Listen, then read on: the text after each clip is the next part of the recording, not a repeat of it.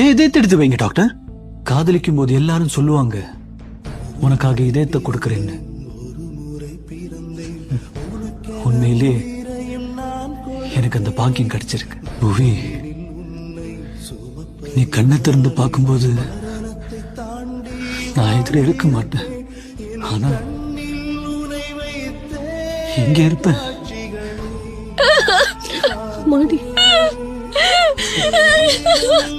நீயும் அழக்கூடாது.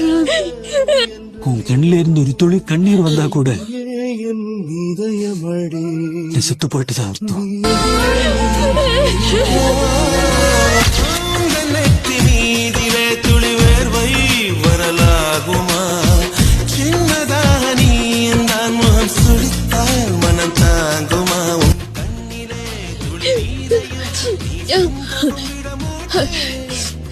இடலையும்